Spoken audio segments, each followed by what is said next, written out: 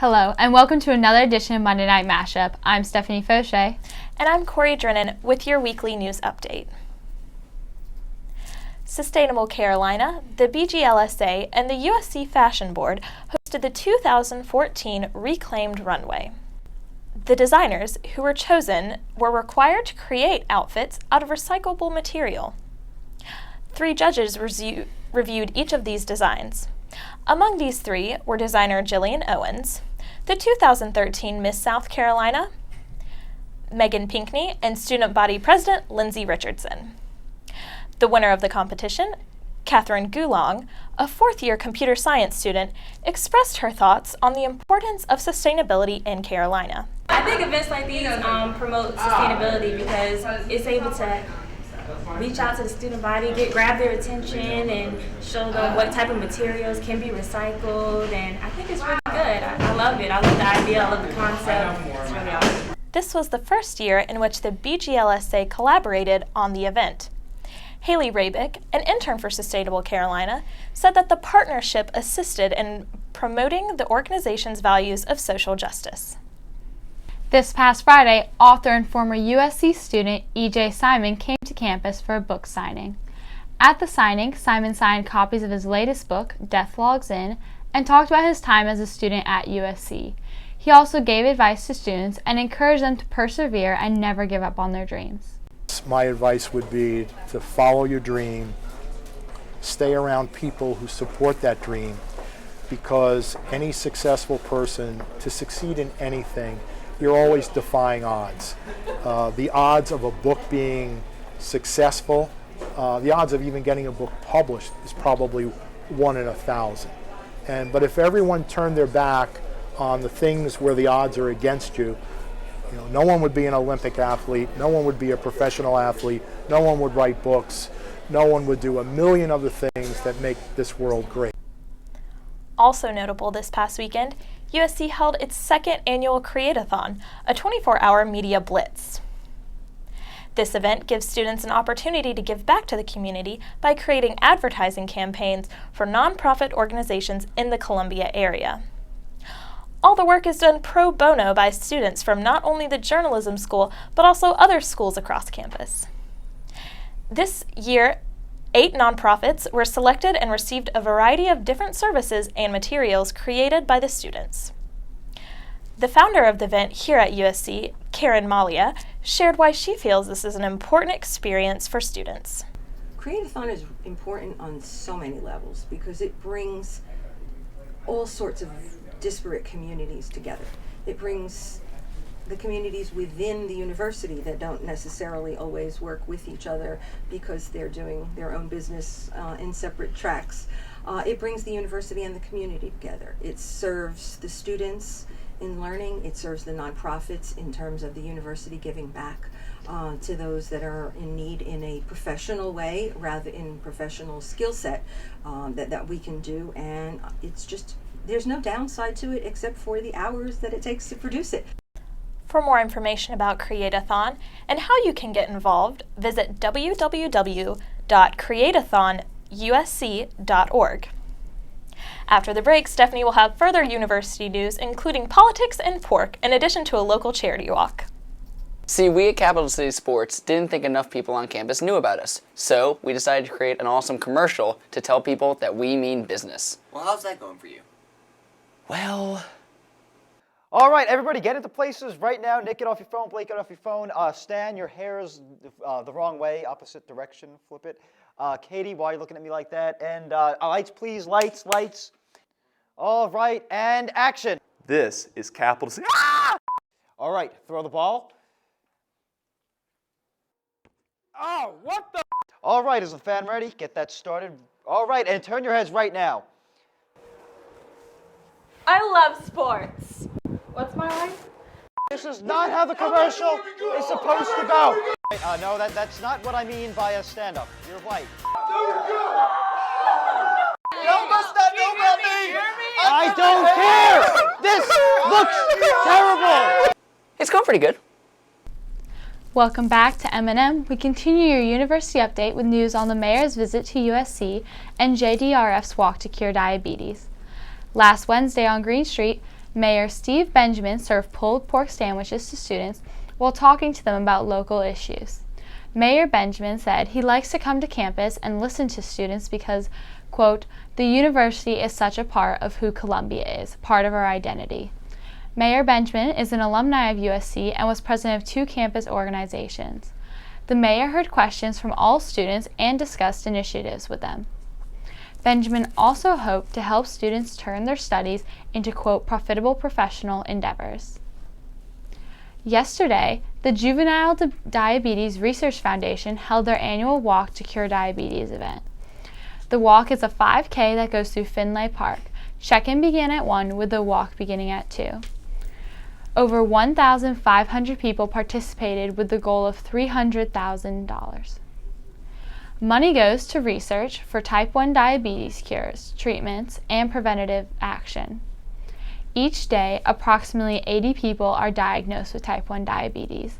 The event was emceed by Henry Rothberg of Watch Fox. That concludes our university news this evening. Corey will have the local report in just a moment. Stay tuned. Here's a story of an awkward lady who never really knew just what to say. And these new friends came along to fix their problems.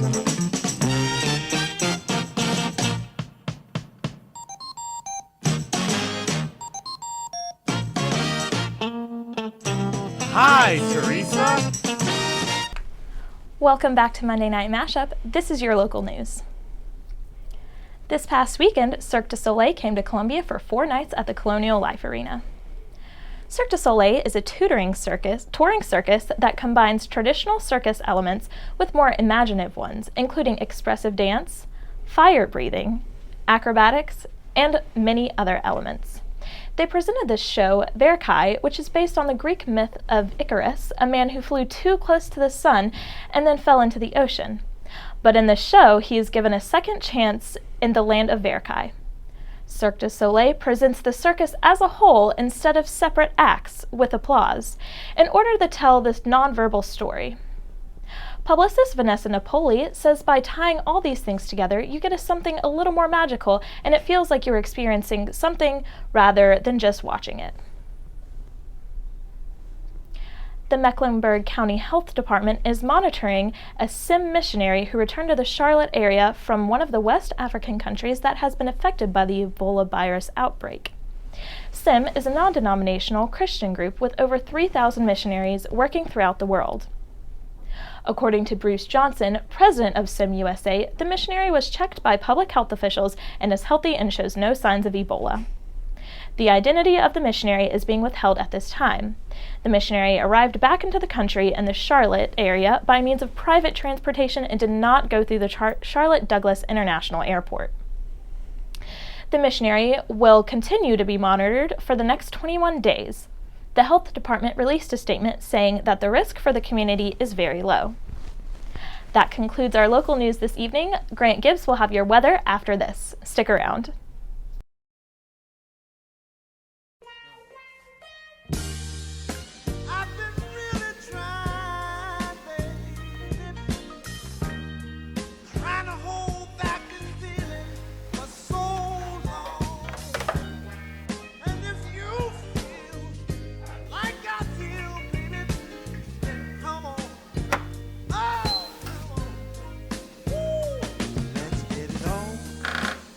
Welcome back to Monday Night Mashup. I'm Grant Gibbs with your weekly weather update. Today we reached a high of almost 70 here in the capital city. Now, that's not scorching, but that's pretty hot for November. Now tonight, temperatures are anticipated to drop nearly 20 degrees, where it can be seen as 48. You know, not too cold, but might be time to break out that fall jacket, or just man up. Tomorrow and Wednesday, temperatures are actually expected to rise up into the mid-70s. What's that? Columbia's getting hotter? Surprise, surprise, surprise. That's my Gomer Pyle impersonation. Also, one of the many reasons I'm not an actor. Let's see. This weekend, temperatures might drop into the lower 60s and into the mid-50s, with a chance of 50% precipitation on Sunday. Now, let's take a broader look at the map as we move on onto a national scale. Now, the Southeast is fairly similar to Columbia as a whole. and will experience similar temperatures.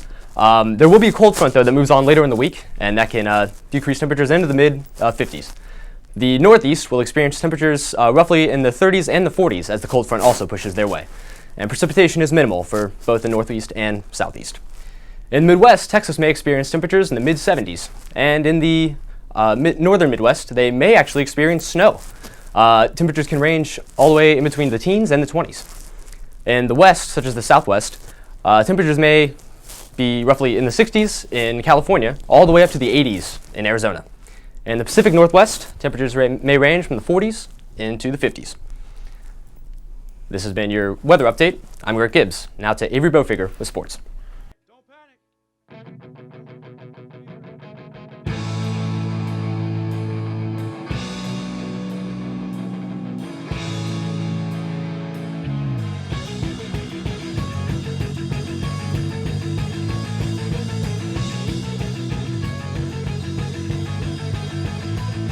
Push your bypass with the bag over your head. Push your bypass high away from the end.